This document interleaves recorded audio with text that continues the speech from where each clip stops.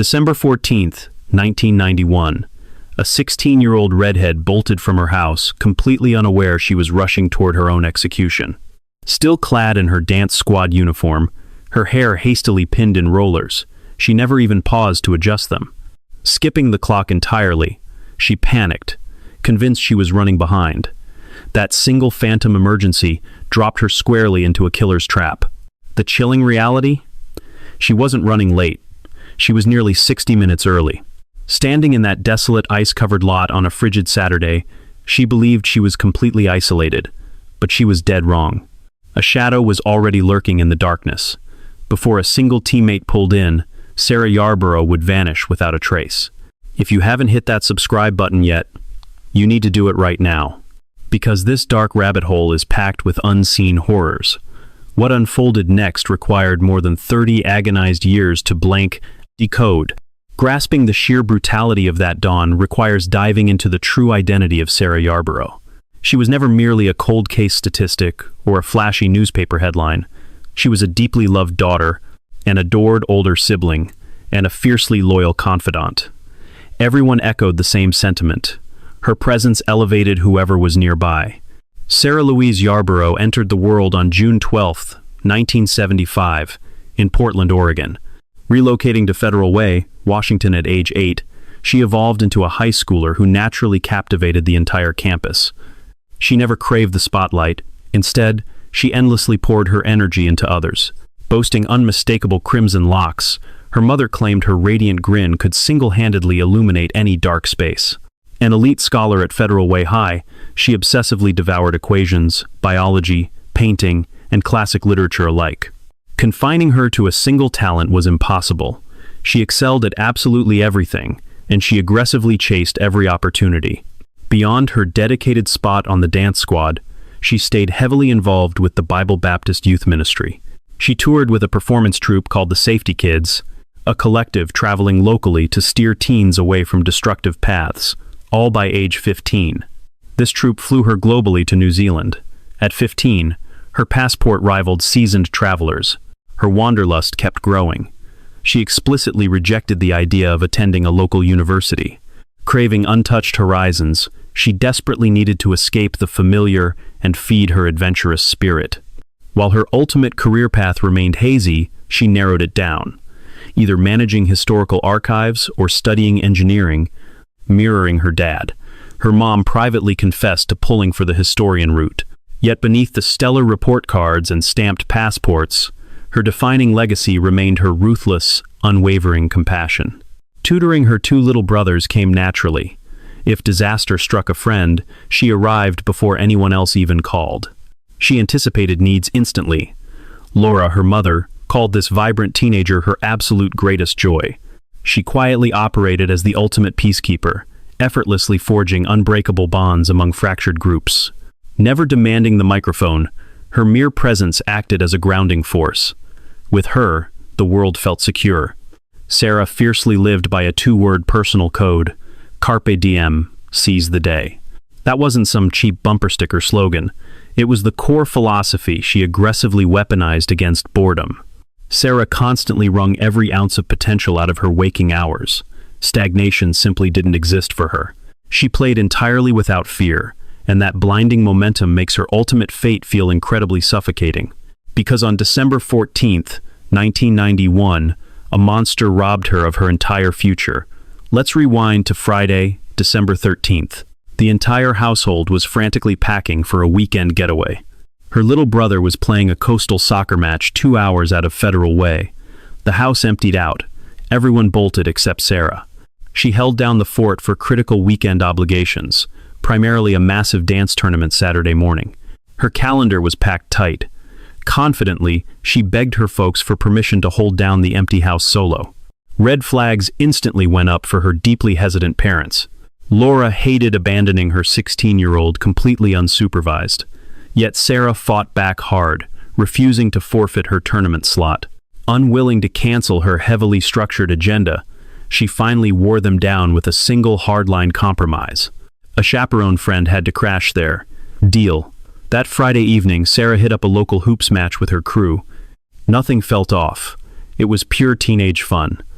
Later, she and her designated house guest grabbed some late-night fast food, picked up some late-night junk food, and headed back.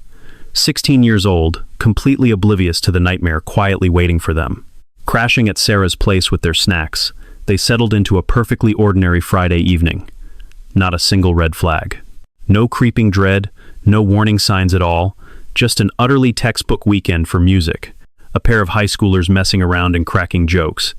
Absolutely zero indication that before the sun came up, their entire world, music, was about to shatter completely. December 14th hit, and Sarah jolted awake in a total blind panic. Glancing at the bedside clock, she was convinced she had overslept. The squad was scheduled to gather at Federal Way High before catching a shuttle up to Kirkland's Juanita High for a major tournament. Music.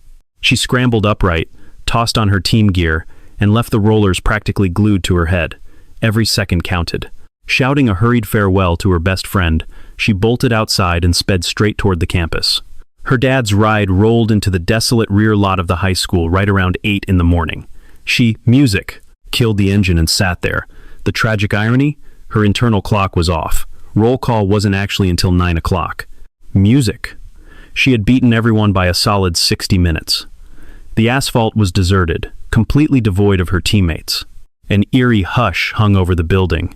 A bitterly frigid December weekend where the biting frost had already turned music, groundwater into solid glass over the dark hours. The atmosphere felt unnervingly dead. Chilling in the driver's seat beside a massive jug of fresh juice she had prepped earlier, she bided her time. A 16-year-old kid rocking uniform colors and hair rollers, isolated in a vast concrete void during the most brutal freeze of the season. Except she wasn't actually alone. A predator had their eyes locked dead on her.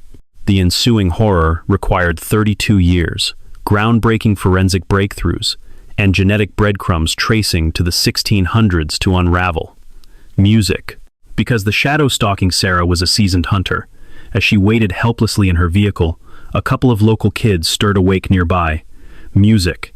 Blissfully unaware that within 60 minutes, their young eyes would witness a terror that would permanently scar music, their souls forever. 13-year-old Drew Miller was hosting a routine sleepover with his buddy Adam. The pair music burned through the previous evening exactly how middle schoolers always do, burning the midnight oil, shooting the breeze. Music, passing out whenever exhaustion finally dragged them under. Kicking off the weekend, they followed the sacred 1991 American childhood ritual, zoning out hard in front of the TV, binging animated shows and scarfing down sugary bowls. Beyond the glass, the chill was lethal, but their living room was a cozy, carefree sanctuary. The exact type of lazy weekend kickoff that simply fades into the background. Music. Totally forgettable by the next school bell, yet Drew Miller would remember it until his dying day. Eventually, the duo geared up to leave. Craving a skate session. Music. Adam resided just a stone's throw from the campus, right near a supermarket plaza sporting prime concrete. Music. Terrain for shredding. Shaving minutes off their trek, the guys resorted to their usual trick. Scaling the chain link boundary, they trespassed right across the sprawling educational complex. A familiar detour they had exploited endlessly in the past. Purely music autopilot behavior. No big deal. Though the wind carried teeth, the sub-zero plunge had effectively transformed every patch of standing water into thick ice slabs. Trekking across the courtyard, the adolescents succumbed to their basic instincts, forcefully shattering the frozen sheets with their sneakers. Echoing like shattered window panes, chuckling they pushed forward. Just two 13-year-olds killing time before catching some air. An innocent adolescent memory in the making, until Drew shifted his gaze forward. Barely 30 to 40 paces out, a shadowy figure materialized directly from the thicket, like a ghost. One music, heartbeat, clear sights. A blink later, a stranger blocked their path, emerging from a sunken trench near an old baseball dugout, heavily obscured by dense music. Overgrowth, nature's perfect camouflage for anyone needing to vanish. The intruder squared his shoulders, locking his intense gaze onto the youths. He pierced them with a dead stare before silently, music, pivoting and mirroring their exact route. A sudden, sickening knot twisted violently deep inside Drew's gut. Every instinct screamed danger, but at 13, you question your own internal alarms. He defaulted to human nature, ignoring the imminent threat because no obvious crime had occurred yet. He aggressively rationalized the fear away. Music. Convincing his brain, the creep was merely ducking out of sight to catch a quick buzz. Simple explanation. Nothing sinister. A random dude grabbing a covert smoke break. Totally harmless, right? Except Drew couldn't tear his eyes off the stranger's back. The sheer predatory weight behind that lingering glare. The absolute stillness of the man before walking off. It anchored itself in Drew's soul like a music. A split-second glitch in reality changed everything. He kept his eyes locked on the stranger as they crept across the campus grounds. The kids finally tiptoed up to the exact patch of brush. The shadowy figure had just slinked out of a sunken ditch right by the baseball diamond, and in a single heartbeat, their innocence was shattered forever. A girl was sprawled out across the cold earth. It was painfully obvious she had endured something unspeakable. The chaotic aftermath painted a grim picture of a desperate fight, one impossible to walk away from. She lay completely paralyzed. Her unblinking gaze was fixed on the clouds above, boring right through the two kids who had just stumbled into their darkest nightmare. Not a single flinch, zero rise and fall of her chest, just pure, haunting silence.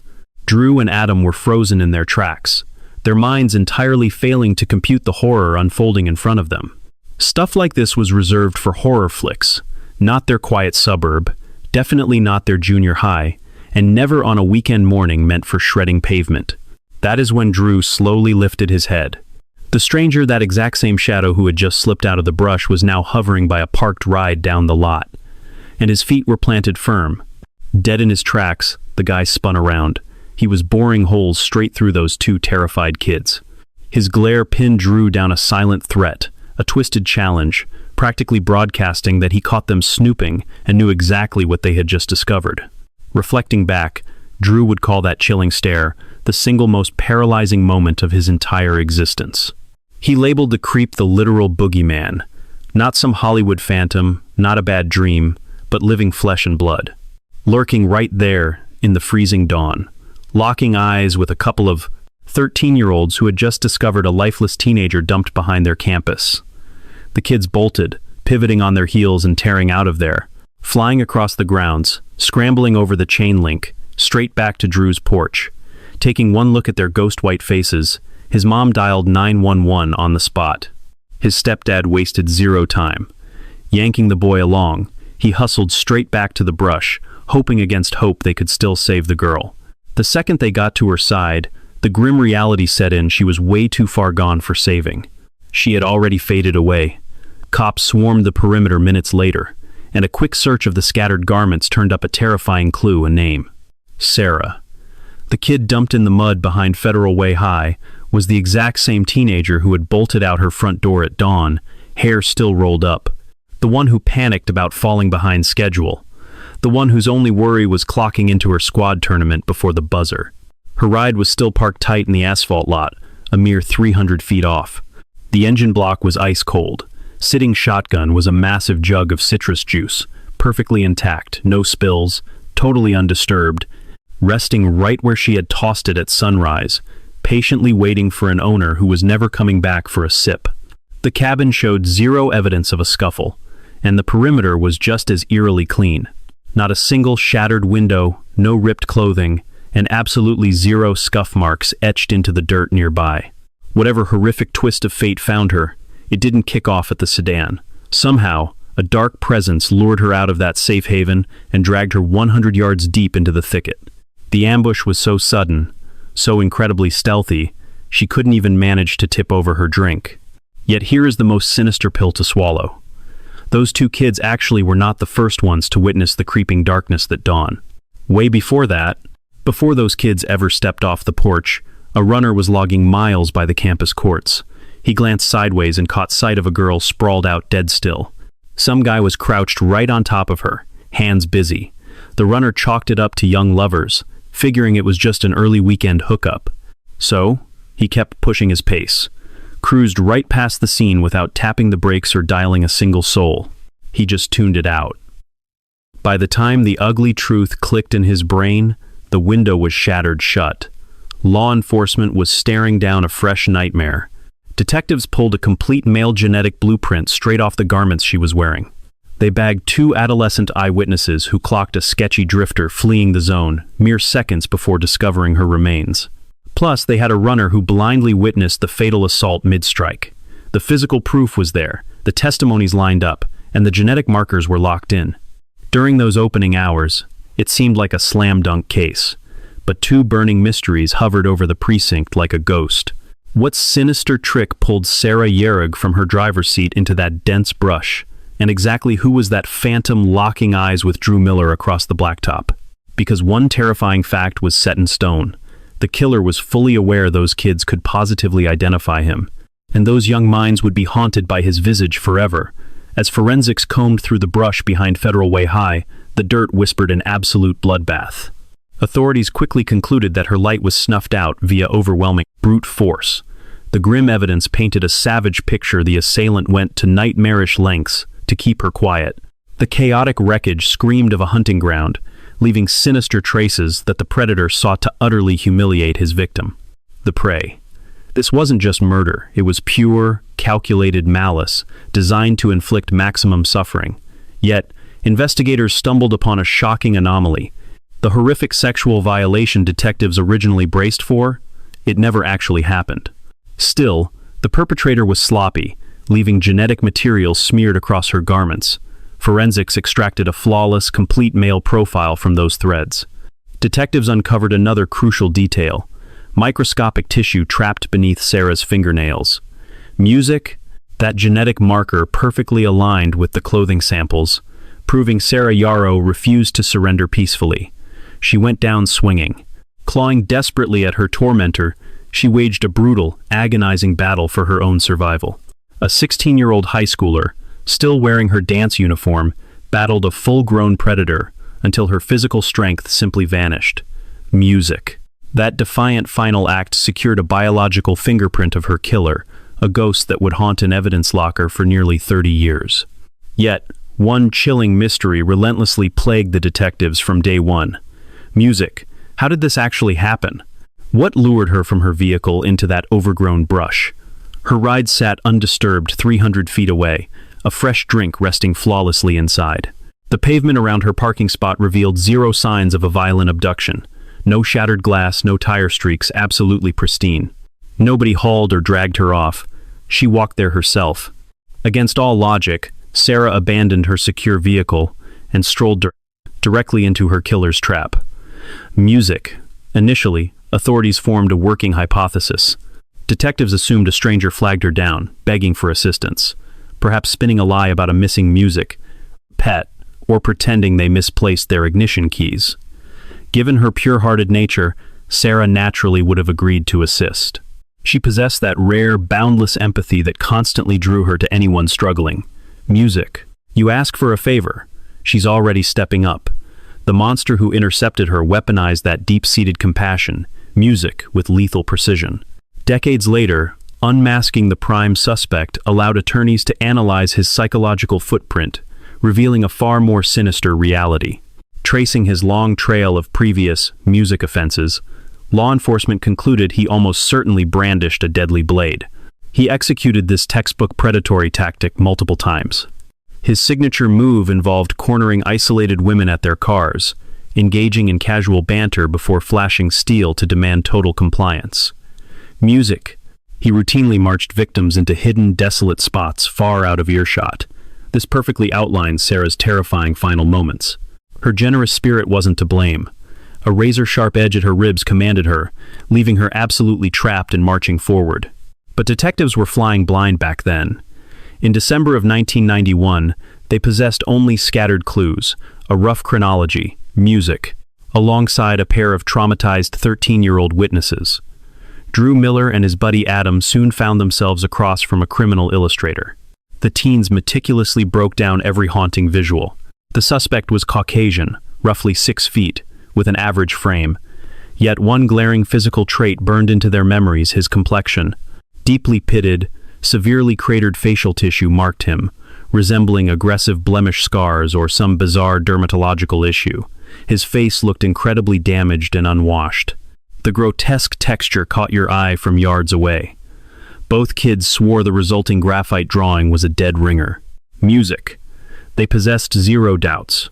Authorities instantly blasted that composite out to the media ecosystem. That unsettling visage, music, saturated everything taped up in storefronts, stapled to utility poles across Federal Way, dominating local broadcasts and newsprint, music, and immediately, the tip line practically melted down.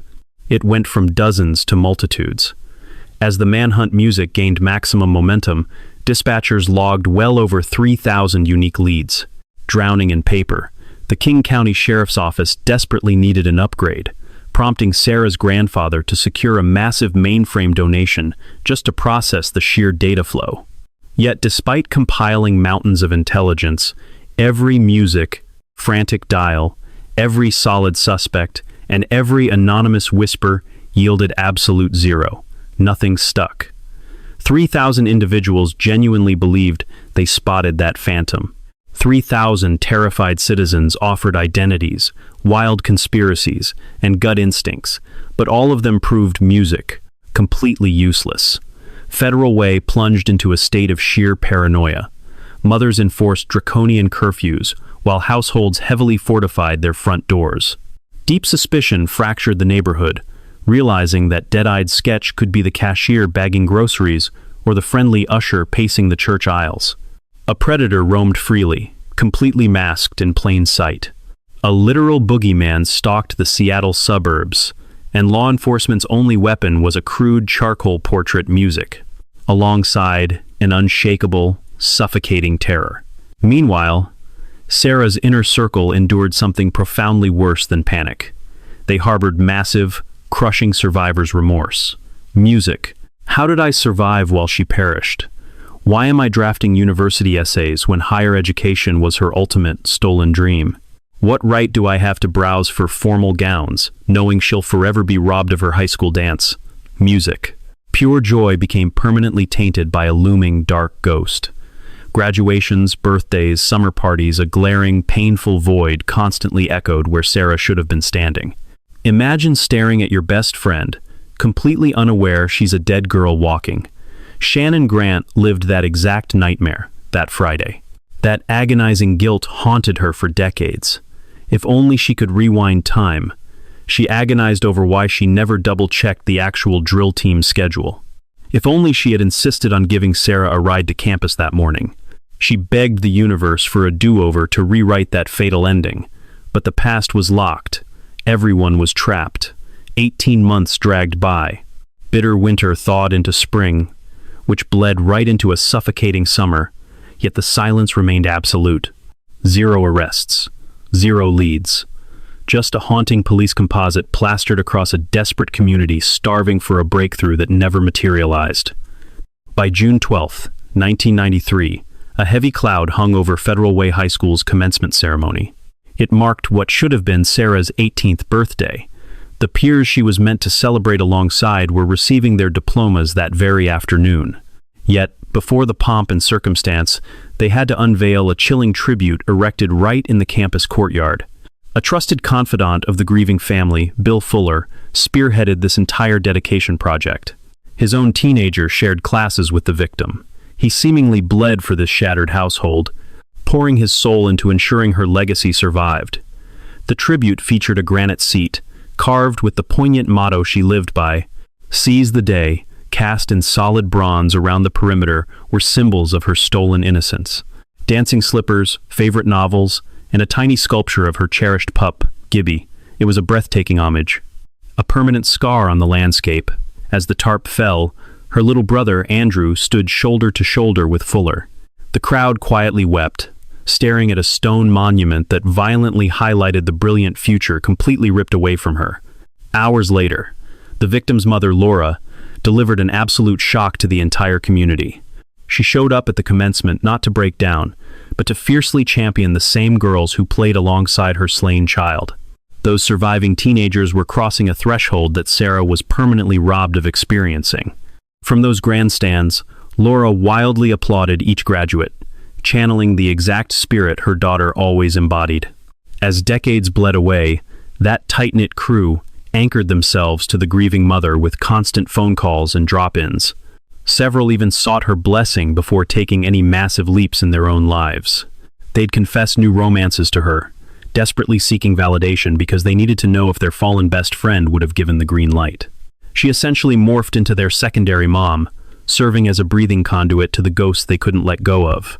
These profound bonds kept the victim's spirit tethered to the real world, while the calendar kept turning without a shred of retribution. However, you absolutely must burn one specific name into your memory here: the trusted confidant, Bill Fuller. The architect behind that solemn tribute. The very guy standing in that schoolyard, publicly grieving the loss. Keep him in mind, because once forensic technology inevitably evolved, Fuller's involvement was about to resurface with a vengeance. And the revelation would leave the entire town paralyzed. But before we dive deeper into the manhunt, there's a dark secret lurking beneath the surface. A sinister truth kept hidden from this suburban community for over 20 years. A horrifying fact that completely shatters the official narrative of this investigation. The predator who slaughtered Sarah on that icy morning in 1991 was a repeat offender who legally belonged behind bars at that exact moment. He was supposed to be rotting in a concrete cage when she drove to campus, yet he was roaming free. His freedom stemmed from a catastrophic, entirely avoidable breakdown in the justice system. A blunder so glaringly obvious that uncovering it will forever taint your view of this tragedy. To grasp that fatal error, we must rewind 8 years prior to the murder. Picture a serene morning by the Columbia River in Richland, Washington. It was June 1983. 21-year-old Ann Croney pulled into a waterfront recreational area, desperately seeking a quiet spot to clear her head. The atmosphere was dead silent. Totally isolated, she rested against her bumper, staring out at the gentle current. Nothing signaled an impending nightmare. Zero red flags, just a solitary girl absorbed in the rhythmic splashing. Suddenly, a stranger approached.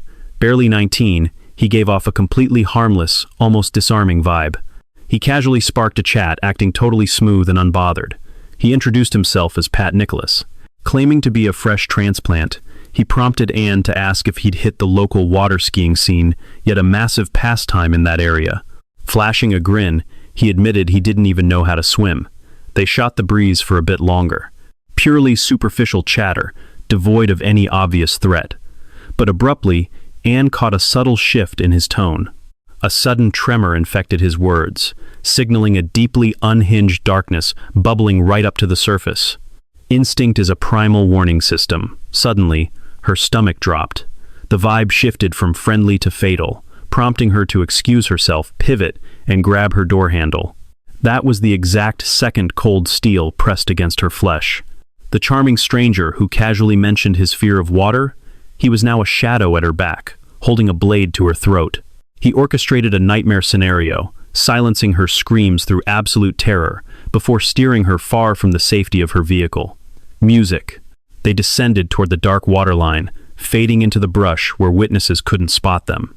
Midway down that desolate slope, he ordered her to halt. Right then, music. Hovering on the brink of the Columbia River beside an armed predator, eager to end her existence, Ann Croney recalled a solitary, crucial fact from their earlier chat. The guy was terrified of deep water. Instinct took the wheel. She bolted. Music. Launching herself into the freezing currents, she plunged beneath the surface, thrashing away with desperate strokes.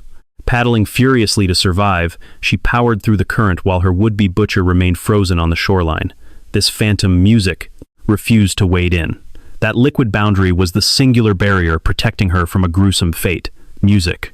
Bystanders at an adjacent marina dragged a shivering Anne out and alerted authorities. Detectives rapidly pinned a name to music. The attacker. The suspect? A 19-year-old named Patrick Leon Nicholas. This is where the narrative plunges into absolute darkness. Our suspect was already a familiar face on the police radar.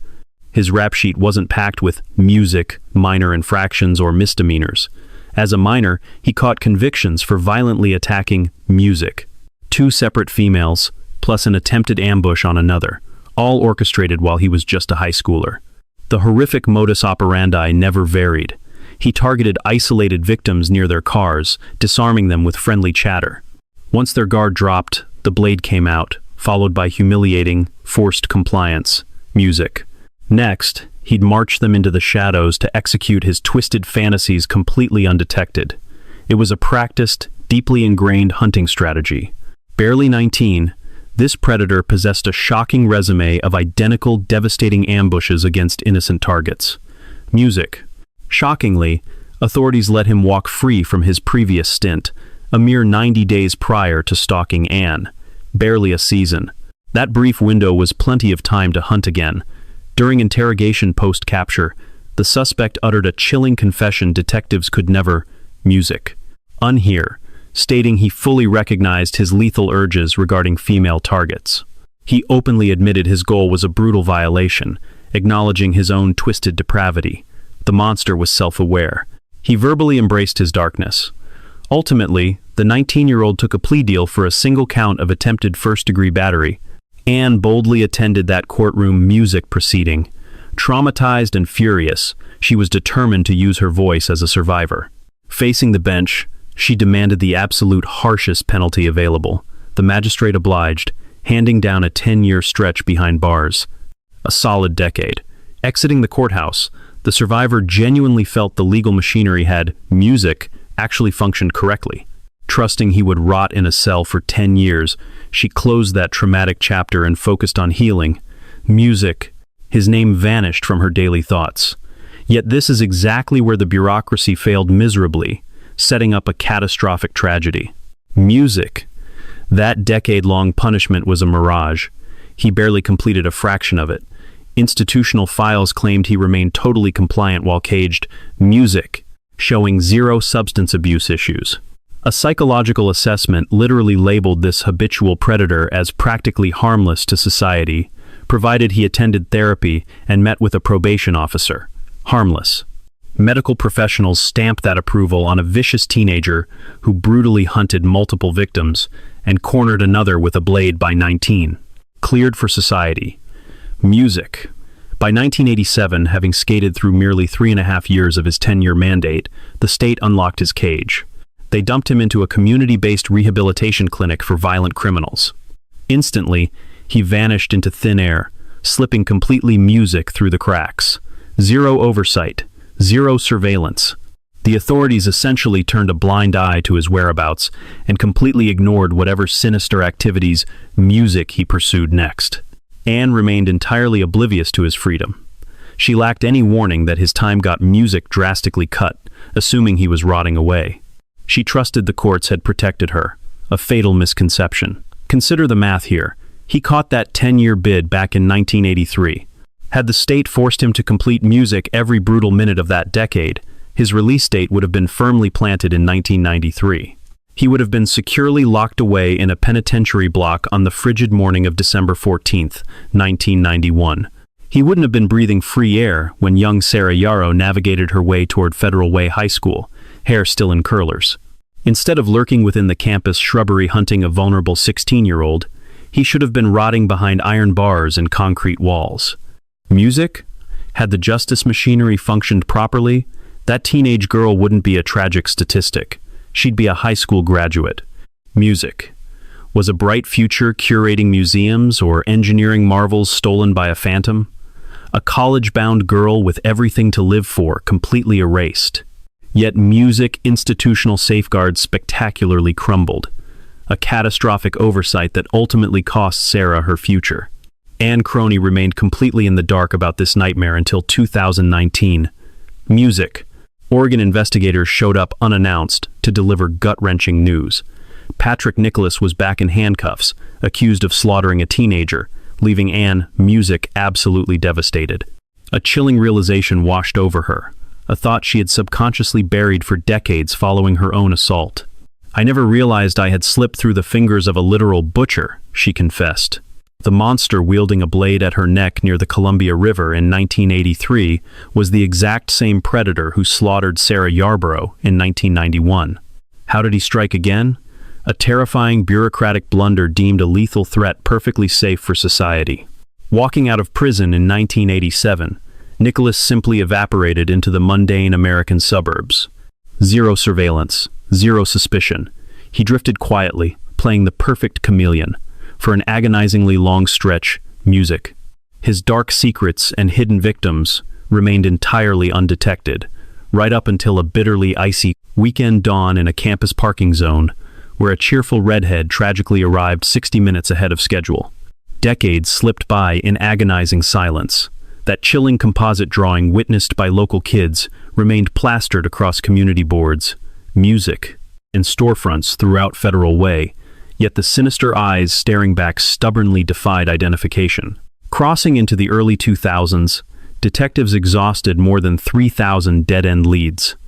The biological evidence pulled from Sarah's tragic scene was uploaded into CODIS, music, the federal registry housing genetic fingerprints of known felons, pinging the servers relentlessly with zero luck. Whenever fresh felon data hit the servers, authorities immediately cross-referenced the files. With every scientific advancement, samples were retested. Yet, without fail, the heartbreaking response echoed back, music, a total ghost. The math simply wasn't adding up. Forensics possessed a complete, pristine genetic map of the attacker. The killer's biological blueprint was crystal clear, yet he was completely invisible across all federal networks, music, leaving only two terrifying possibilities. Either this phantom avoided ever committing another felony requiring a cheek swab, or a massive institutional oversight allowed him to roam undetected. Considering the sheer brutality inflicted upon Sarah Yarborough, authorities flat-out refused to believe this monster had simply retired. A critical puzzle piece remained hidden in the shadows, forcing investigators to pivot toward radically unorthodox tactics. Music.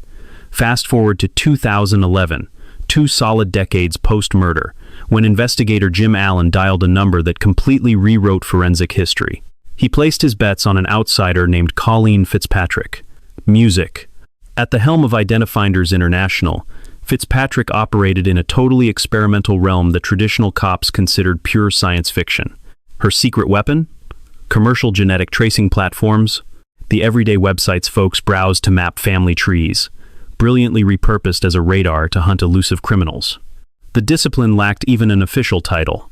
Investigative genetic genealogy remained an obscure, embryonic concept that hardly music registered on the map, with mainstream departments actively dodging it.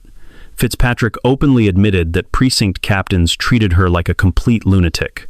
Skeptical detectives practically mocked her out of their briefings, except for the uniquely open-minded squad at the King County Sheriff's Office. Music. These guys had bled over Sarah's files for 20 agonizing years. Hitting every conceivable brick wall left them hungry for miracles. So, when Fitzpatrick volunteered to analyze the killer's biological traces, music, strictly pro bono to test her rogue theories, the department greenlit the gamble. It was an absolute no-brainer. The resulting fallout shocked the entire precinct. Bypassing police files, Fitzpatrick ran the suspect's biological marker directly against civilian ancestry records. Zeroing in on a critical marker, she isolated the Y chromosome, a genetic barcode inherited paternally, surviving multiple eras almost identically intact. Suddenly, a hit registered, not pointing directly to the elusive butcher, music, but illuminating his sprawling ancestral tree. That microscopic evidence tethered the suspect to an expansive bloodline, ultimately tracing back to a single patriarch, Robert Fuller. Fuller walked the streets of Salem, Massachusetts back in the 1630s, claiming roots that voyaged aboard the Mayflower. An unprecedented milestone had just occurred. A deeply frozen investigation was suddenly thawing, completely driven by civilian genetic archives. Music. Unbeknownst to the world, Sarah Yarborough's tragedy was silently revolutionizing modern investigative protocol. Linking back to Fuller proved the butcher carried the exact paternal blueprint of this early colonial dynasty. 4 centuries of inherited male genetics cascaded seamlessly from the 1600s, culminating straight into the predator who hunted Sarah in 1991. However, a 400-year-old patriarch presented a massive hurdle. Music spawned an army of living relatives walking the streets today. Pinpointing the surname cracked the door, but barely. It was roughly as helpful as confirming the suspect resided on planet Earth. The suspect pool remained terrifyingly deep. That specific surname set off massive alarm bells for investigators. They were already well acquainted with a Bill Fuller, a devoted confidant of the victim's family. This was the very same guy who crafted the victim's commemorative seating area right on campus. The exact person standing shoulder to shoulder with her sibling, Andrew, revealing that tragic courtyard monument. Red flags went up instantly. Authorities requested a genetic swab from him, and the man did not flinch. Without a moment of hesitation, he strolled right in and handed it over. Total compliance. His conscience was spotless. Lab reports confirmed exactly that, zero connection to the physical evidence. He was officially cleared of the girl's murder. Then things took a deeply unsettling turn. His paternal genetic markers lined up perfectly with the phantom suspect. The trusted family ally and the brutal murderer originated from the exact same bloodline. Both men traced their roots directly back to a 17th century settler named Robert. They were technically relatives.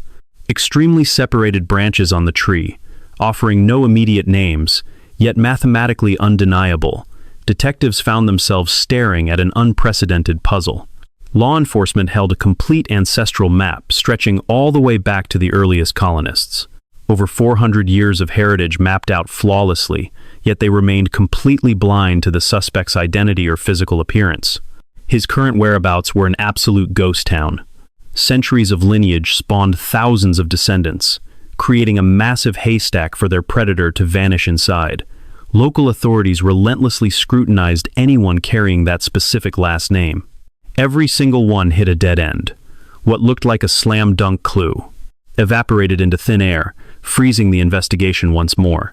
Yet one relentless genealogist refused to walk away, digging through the shadows. She tirelessly operated behind the scenes for years, while forensic science rapidly caught up to her vision. By 2018, a seismic shift rocked the entire foundation of DNA tracking. Law enforcement successfully unmasked California's most prolific serial predator using the exact biological database techniques this pioneer had championed. The investigative landscape was permanently altered overnight. Skeptical cops could no longer dismiss ancestral tracing as pseudoscience. The methodology was brutally effective and entirely legitimate. This tech held the key to unlocking the impossible. Fueled by this monumental victory, the core team tore back into the files with vengeance. Upgraded software and massive public participation on heritage websites provided an enormous new pool of biological data. With an expanded net and razor-sharp algorithms at their disposal, the long-awaited golden ticket finally surfaced. During the fall of 2019, nearly a decade into her obsessive hunt, the genealogist shattered the mystery wide open. Analysts pinpointed a pair of siblings, Edward and Patrick Nicholas. Both were distantly related to the family friend and shared blood with that 17th century Salem settler. Yet their legal surname completely diverted from the expected lineage. The explanation was chillingly straightforward. An ancestral adoption. Their grandfather carried the target DNA but grew up under an entirely altered identity. The biological link existed, deliberately obscured by decades-old family court paperwork. This single anomaly derailed the entire manhunt, a monster hiding behind a mismatched moniker. He operated as a total phantom. Suddenly, investigators were staring at two siblings, knowing damn well one was a lethal predator. The older sibling became target number one.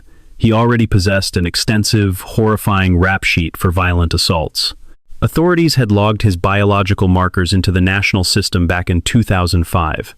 Running those specific swabs against the cold case evidence yielded absolute zero. He was completely innocent of this particular horror, leaving only a single remaining candidate. The younger sibling had somehow dodged the federal registry. Even with a terrifying history of youthful aggression, a vicious prior assault, and a 1993 conviction involving a small child, his genetic signature remained undocumented. The Justice Network completely dropped the ball on 3 isolated occasions. 3 golden opportunities to flag a monster. 3 catastrophic systemic failures. Task force members were dead certain they finally unmasked the shadow lurking near that campus back in December 1991. Instinct means nothing in court. They required irrefutable biological evidence, extracted completely under the radar. Tipping their hand would trigger an immediate flight risk. This guy had a history of vanishing into thin air. Decades prior, following a brutal assault, he drained his finances and bolted across state lines overnight. He was an expert at evaporating. The local sheriff's department immediately orchestrated a covert tactical operation. Elite shadow units trailed their target relentlessly, watching his every move, waiting for a single discarded item laced with his microscopic fingerprint. A coffee cup, a crumpled napkin, a spent smoke, anything. Music. Investigators just craved a single piece of trash, one thoughtlessly tossed artifact. A solitary slip-up by a phantom who had slipped through the cracks for 28 agonizing years. Music. Meanwhile, Patrick Nicholas stayed entirely oblivious to the hidden surveillance. On September 29, 2019, covert investigators with the King County Sheriff's Unit started shadowing a 55-year-old drifter across a sleepy suburb just south of Seattle. Music maintained absolute separation. Remaining entirely out of sight, these agents documented his every single breath. This target was Patrick Leon Nicholas, and authorities had already stitched together a grim profile of his current existence. Severed from his marriage, he isolated himself inside a dilapidated shack on a sprawling Covington, Washington lot. The property completely lacked functioning power. 0 houseguests ever knocked. Lacking offspring, buddies, or basic human ties, he existed in a total vacuum. Music. Earning a paycheck at a local car parts shop, he relied exclusively on public transit since he never got behind the wheel. Hovering completely off the grid, he was a nameless ghost, the exact profile of a predator capable of dodging suspicion for 28 long years. Music. Without drawing a second glance. However, investigators unearthed a single chilling fact that froze them in their tracks. His daily transit commute rolled straight past Federal Way High School, the exact location where Sarah Yarborough was discovered murdered back in December 1991. During that era, the suspect was 27 years old. Residing just 6 miles away from those music bleachers, his bus pass granted him daily proximity to her campus. Still, circumstances don't equate to hard evidence. Music. Law enforcement understood this perfectly. Securing a genetic sample was paramount, and alerting him would destroy everything. Therefore, they played the long game, music, stalking his movements from the shadows. Suddenly, the perfect opportunity emerged as agents tracked their target to a gritty Kent strip mall laundromat. Heading indoors to clean his clothes, he eventually wandered back onto the pavement. Producing a smoke, he sparked it up, taking long, deliberate drags. Immediately after, he fired up a second. Finishing his habit, he carelessly discarded both filters onto the concrete. Simultaneously, a loose paper napkin tumbled from his pocket, landing beside the ashes. Ignoring the mess entirely, the drifter casually strolled back through the glass doors. Once the glass swung shut, the hidden squad swooped. They swiftly bagged the discarded smokes and that scrap of paper right off the music pavement. 3 mundane artifacts, just insignificant trash dumped without a flicker of hesitation. Securing the evidence tightly, the task force sped the payload straight to the Washington State Patrol forensic facility. Then the grueling music countdown began. For several agonizing days, investigators practically lived by their cell phones, sweating over a 28-year-old enigma brewing inside a sterile testing chamber. Each passing hour dragged like pure torture. And finally, the music dispatch hit. Genetic material pulled from that trash perfectly mirrored the profile lifted off Sarah Yarborough's garments from 1991. An absolute bullseye. Statistical probabilities of another individual possessing this exact sequence? 1 in 120 quadrillion. A figure so astronomically massive, it defies human comprehension. For stark context, music, our entire planet holds roughly 8 billion breathing souls. Mathematical odds, pointing to an alternate suspect, were fundamentally non-existent. 28 grueling years of hunting, 28 music years chasing phantoms, 3,000 utterly useless leads. And the truth ultimately stemmed from a pair of dirty filters tossed outside a local coin laundry. Music. On October 2nd, 2019, task force members cornered their ghost inside a downtown Kent pub known as Nashville's.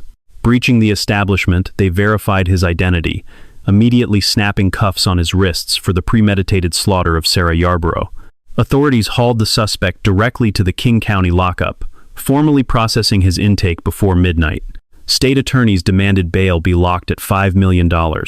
Official court paperwork painted him as an opportunistic savage, a profoundly violent predator who posed a permanent, terrifying threat to society.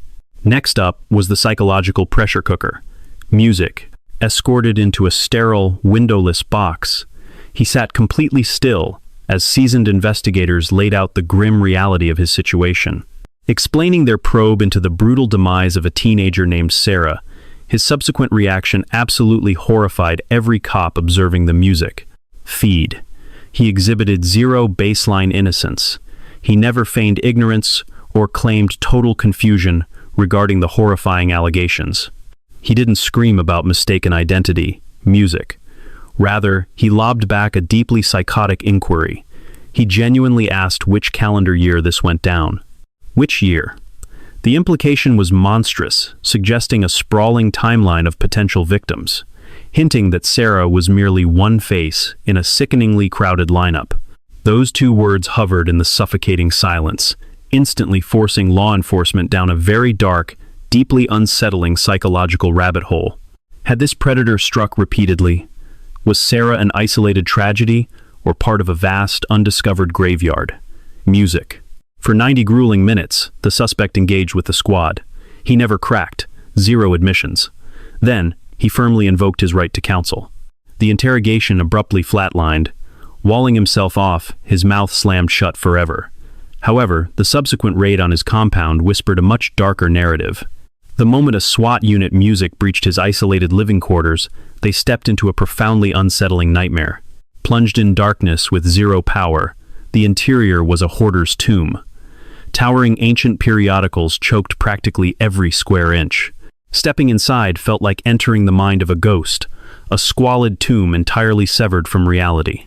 Yet amidst that chaos, two sickening trophies emerged. One was a brittle, decaying copy of a 1994 paper, screaming the Sarah Yarborough headline right on page 1. The monster kept a souvenir. For 25 torturous years, Patrick Nicholas hoarded the exact press coverage detailing his own butchery. That grim clipping just waited in the shadows all along. Hidden away inside a basic kitchen drawer lay the second discovery, a magazine portrait of an innocent cheerleader. Someone had meticulously separated the image, isolating it away like a dark obsession. Displaying that picture to the jury later instantly suffocated the courtroom. The terrifying implication was undeniable. It exposed the absolute predator sitting right in front of them. Across the 28 agonizing years following her brutal murder, King County authorities fielded almost 4,000 distinct leads. 4,000 suspects, 4,000 wild conspiracies, and 4,000 urgent calls from armchair detectives. Yet Patrick Leon Nicholas never appeared on a single radar. Zero mentions. The guy never even left the neighborhood, boasting a rap sheet packed with extreme brutality. Despite a revolving door of jail stints, he evaded every ounce of suspicion, a total phantom operating right next door. Immediately following his capture, Seattle investigators fired off an urgent message to Oregon authorities. Their mission? Track down a local named Ann Croney. Badges appeared at her doorstep, announcing that up north, a frozen investigation had suddenly thawed. They broke the heavy news. Patrick Nicholas, the exact psychopath who pressed a blade against her neck near the Columbia River back in 1983, was finally behind bars not for her trauma, but for slaughtering an innocent 16-year-old kid. The revelation shattered Ann entirely. For 36 agonizing years, she carried the deep scars of that riverbank ambush. She had forced herself to heal. She truly assumed the system worked when he got locked up. Thinking he rotted for his full 10-year sentence, she never knew he walked free after barely 3.5. Not in her darkest nightmares did she suspect her assailant was actually a lethal predator.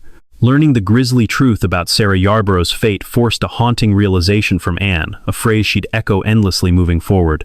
I never once realized that the monster I barely survived was actually a butcher. Word of his capture ignited like wildfire, violently ripping open nearly 30 years of barely healed wounds for everyone who cherished Sarah. Music. For 28 suffocating years, Sarah's mother, Laura, shouldered an unbearable mystery. She often surrendered to despair, convinced the trail was permanently dead. Yet the task force refused to quit, relentlessly anchoring her to one stubborn promise. They swore that forensic evolution would ultimately turn the tide, that inevitably, lab work would achieve what old-school detective work missed. Laura clung to that faith until the late hours of October 2nd, 2019, when those very investigators delivered the closure she craved for nearly 3 decades. They officially identified the predator who stole her child. As Laura famously reflected, "My hope vanished, but those officers never blinked." Handcuffs didn't guarantee an easy victory. This sparked a vicious new war, considering the suspect refused to confess to the slaughter. He intended to drag this out in court, while his legal team plotted to demolish every piece of evidence: the genetics, the bystanders, the brilliant forensics that unmasked the grim phantom from that composite drawing. True retribution remained miles away. Another gruelingly slow 3.5 years dragged on between the initial raid and opening arguments. 3.5 years poisoned by endless filings, backdoor arguments, and agonizing judicial stall tactics. Finally, on April 17th, 2023, over 31 painful years since authorities discovered Sarah near her campus, the ultimate legal showdown began. A 59-year-old Patrick Leon Nicholas strutted right into the Norm Malling Regional Justice Center down in Kent, Washington. Taking his seat beside his attorneys, the man was a stone wall. Zero remorse, absolute dead silence. Meanwhile, directly across the aisle, the prosecutor's gallery swelled with grieving survivors who endured decades just to stare him down. Her mother, Laura, her brother, Andrew, the closest confidants. Even Drew Miller, the poor 13-year-old kid forced to stumble upon her remains. Everyone showed up, paralyzed by a creeping dread. Their fear didn't stem from weak forensic ties, but from a dark secret hidden from the jurors. A crippling pretrial ruling just kneecapped the state's entire strategy. The suspect's extensive catalog of violence, his youth offenses, the savage ambush on Ann Crone, even that subsequent sickening abuse against a minor, it was all strictly off-limits in court. The magistrate decided that exposing the panel to his monstrous track record, imagine locking eyes with a killer, completely oblivious to his dark history. A legal loophole meant the 12 jurors holding Nicholas's life in their hands had zero clue this suspect possessed a terrifying, violent track record dating back to high school. Those folks were strictly confined to reviewing the horrific details surrounding Sarah's nightmare. Music. They were completely blind to his past. Leading the state's fierce legal assault were a pair of relentless King County deputy prosecutors named Celia Lee and Mary Barbosa. Their entire playbook hinged on cold, hard biology. Music. It was all about the forensic data and mathematical certainty. They desperately needed the courtroom to believe the microscopic truth. And those forensic traces were screaming a deeply disturbing, undeniable narrative. Sitting across the aisle was public defender David Montes. Naturally, the defense attorney had crafted a wildly different, highly calculated scheme. Denying the biological traces at the scene was impossible, so he didn't even try. Instead, his strategy, music, focused on ripping apart the controversial method detectives used to hunt down his guy. He aimed to drag the entire field of ancestral DNA tracking into the hot seat, an unprecedented legal maneuver never before attempted inside Washington state lines. The defense attorney painted the forensic tech as absolute fringe science. He slammed it music as deeply flawed and dangerously experimental. He spun a narrative of desperate cops who, after hitting brick walls for decades, outsourced their manhunt to amateur online sleuths. He claimed this reckless gamble ultimately framed an innocent bystander. The lawyer, music, pushed the theory that authorities were so starved for a conviction, they completely stopped caring about the actual truth. They simply latched on to the very first suspect this experimental database spit out. Next, the defense ruthlessly tore into the witness accounts. Music.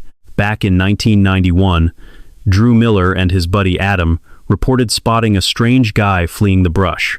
They explicitly noted his horribly battered complexion, describing deep facial scarring or severe blemishes.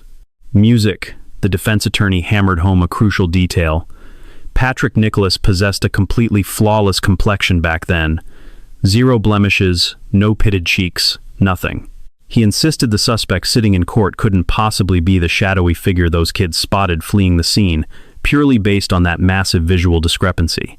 It felt like a brilliant trap, until the state unleashed a devastating, bone-chilling counterattack. Forensic teams discovered Sarah Yarrow's biological material jammed deep underneath her own nails. She had fiercely gouged the monster, killing her. She went down violently, shredding his face as he murdered her. Prosecutors flipped the script, suggesting those nasty facial blemishes the witnesses noticed weren't actually bad skin music whatsoever. They were likely raw, bleeding lacerations carved by Sarah's desperate hands. During her agonizing final seconds, she battled back with such ferocity music that she permanently branded her killer. Those exact facial wounds were still bleeding when Drew and Adam caught him creeping out of the foliage shortly after. Next up was the chilling haul recovered from Nicholas's residence. The state unveiled exactly what authorities' music stumbled upon while raiding his property post-capture. The endless towers of decaying newsprint, the dark, powerless rooms, music, his complete detachment from society. But two specific discoveries absolutely froze the courtroom. A 1994 front-page article detailing Sarah's murder, hoarded for 25 years, alongside a ripped portrait of a teenage cheerleader shoved inside a random kitchen cabinet. As those deeply unsettling photos flashed across the monitors, the public viewing area felt completely paralyzed. Music. You couldn't breathe in there. Every single person instantly realized the sinister reality of those trophies.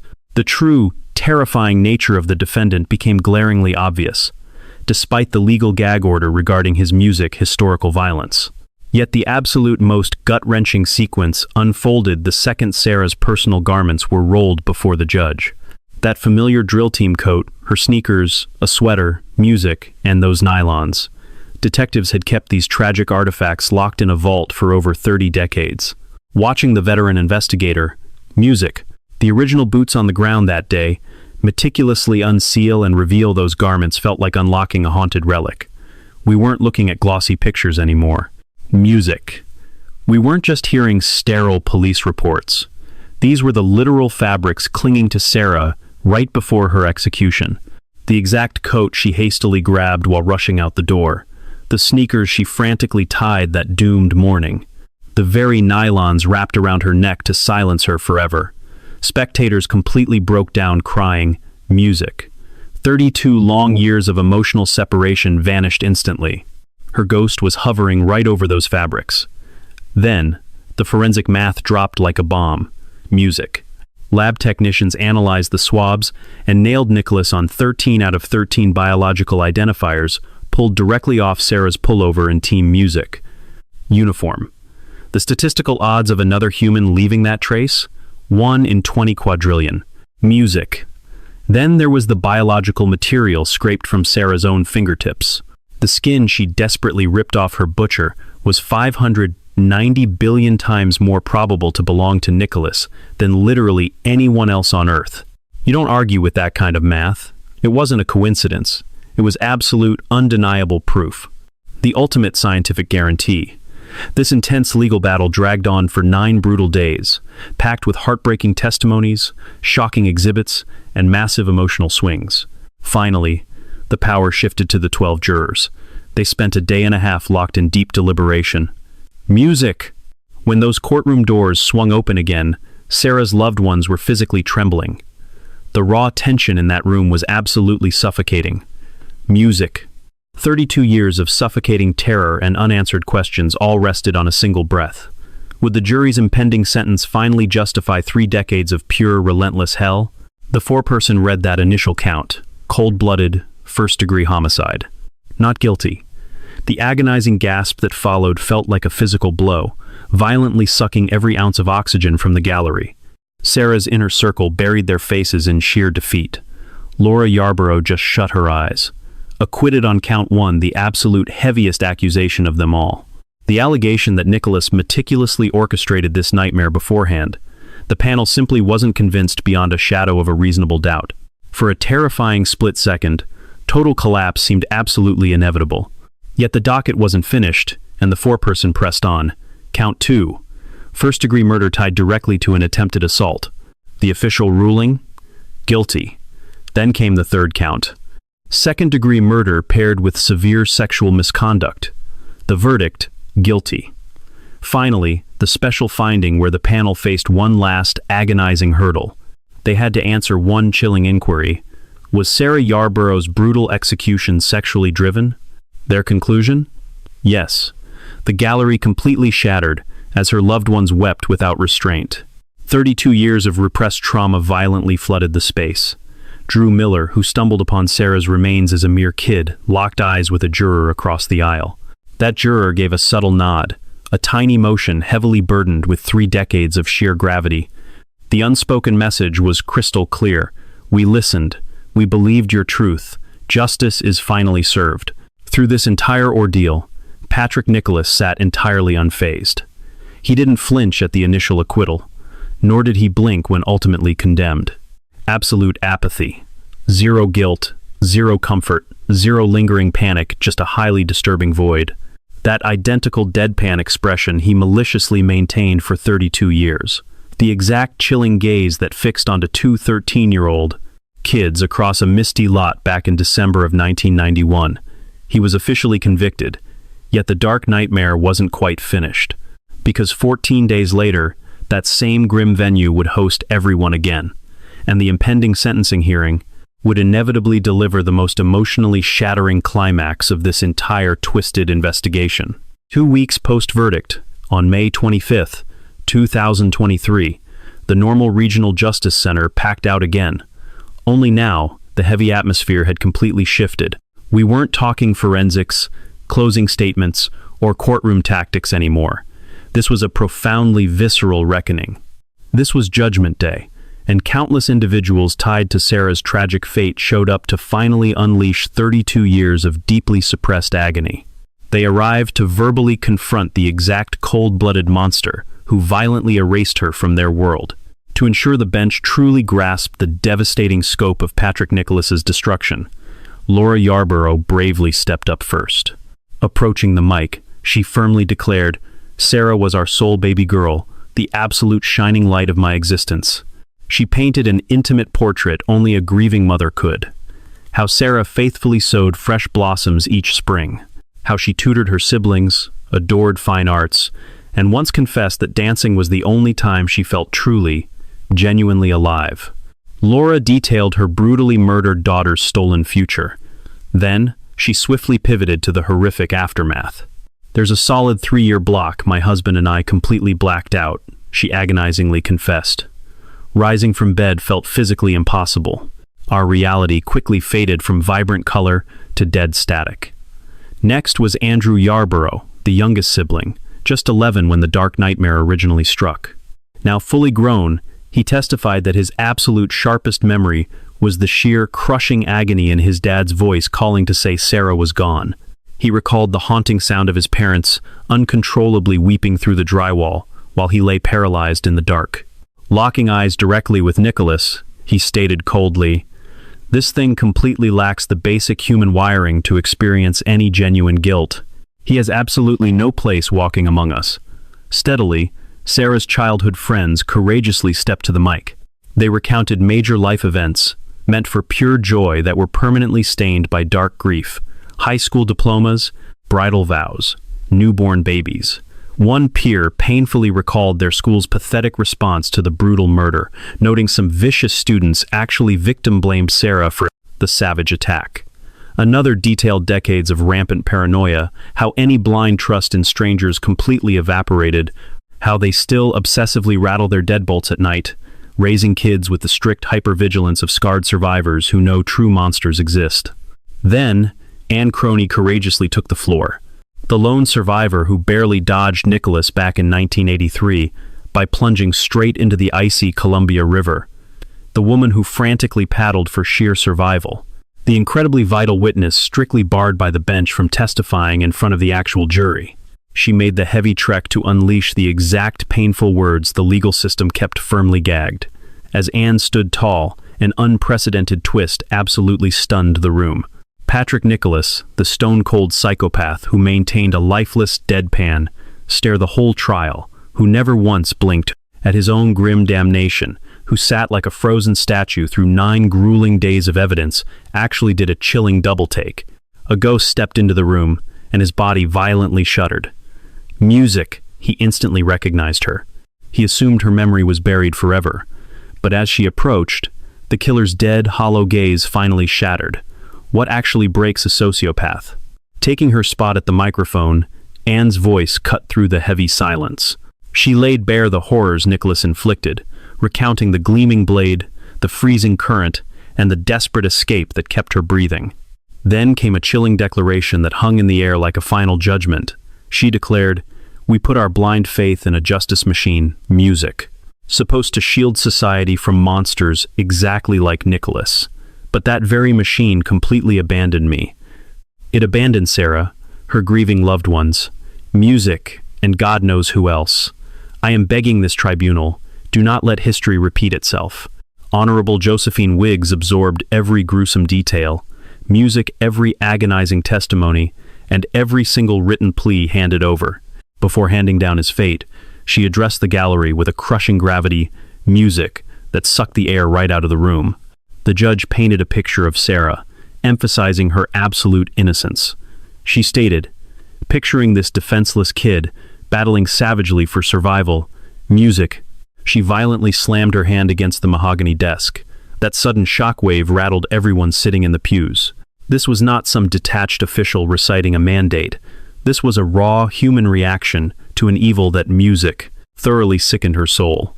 The gavel dropped, condemning Patrick Leon Nicholas to 548 months behind bars, music, totaling 45 years and 8 months. That blew past normal guidelines. But the panel's conclusion of sexual motivation greenlit the extreme penalty.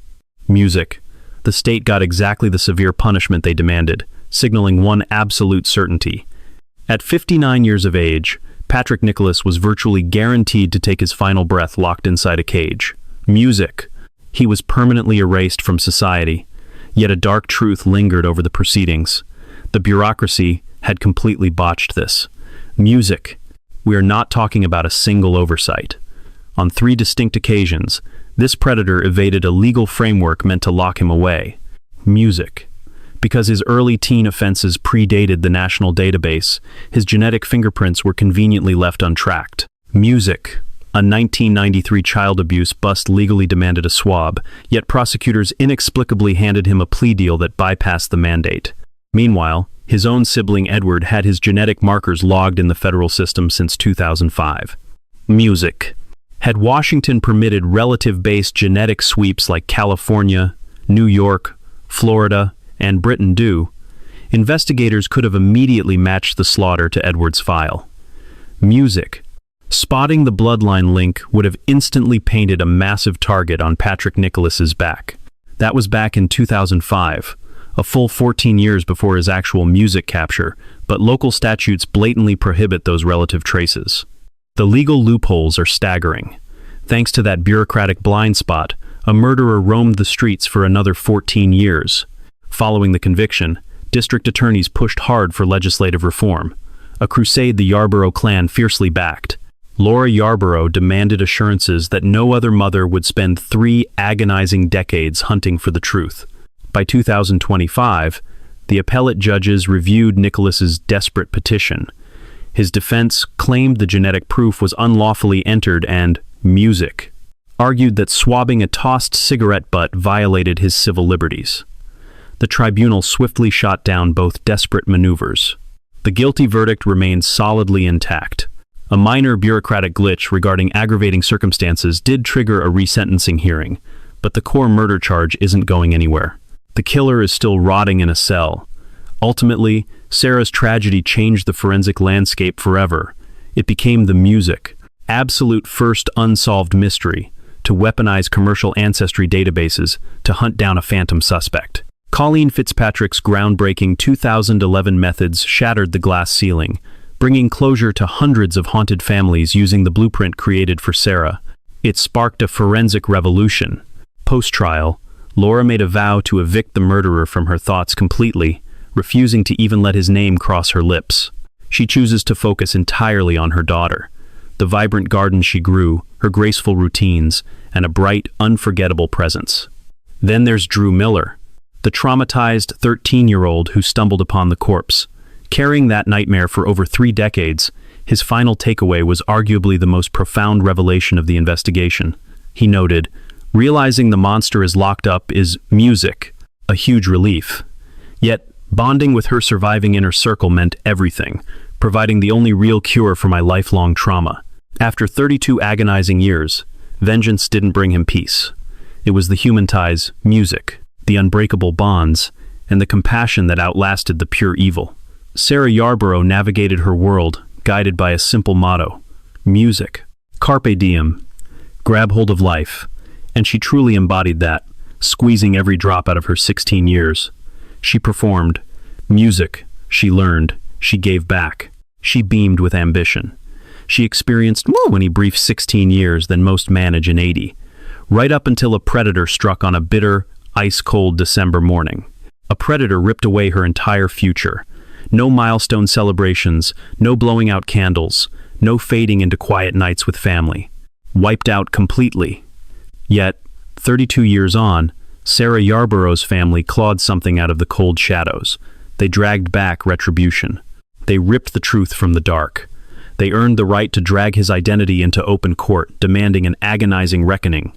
Her timeline violently snapped, but those left in her wake weaponized every waking second it took to hunt down the music. Reality. Seize the day, Sarah. That stolen time was finally reclaimed. Now, it is your turn to speak. Should law enforcement be weaponizing bloodline genetics across every single music jurisdiction? Did the bureaucratic machine abandon Sarah Yarborough? Or did the ultimate scales balance out? Yet one chilling mystery lingers over everything music. Else. When Nicholas chillingly asked investigators which year they meant, do you honestly believe she was his only prey? Drop your darkest theories down in the comments section below. The tragic disappearance of 9-year-old Nicole Marin serves as a harrowing reminder that even in the safest sanctuaries, the unthinkable can happen in a matter of seconds. In 1985, a vibrant young girl stepped out of her penthouse door for a mundane trip to the swimming pool and vanished into a suffocating, permanent silence. Her story is a visceral lesson on the fragility of security and the lethal deception of the familiar. The most chilling educational takeaway is that danger often thrives in the gaps of our routines. For decades, the ghost of Nicole Marin has haunted Toronto, proving that a predator can strike within the heart of a high-security complex and melt away without leaving a single trace. No shattered glass, no struggle, just an empty hallway. It is a stark warning that our deadbolts and surveillance are only as strong as our collective vigilance. Ultimately, Nicole's legacy is a call to honor the light of the missing. Her mother's 30-year quest for truth teaches us about the indomitable power of maternal love and a community's refusal to let a child be forgotten. We must protect the innocence of every child and believe that no matter how deep the mystery, the pursuit of justice is a fire that must never be extinguished.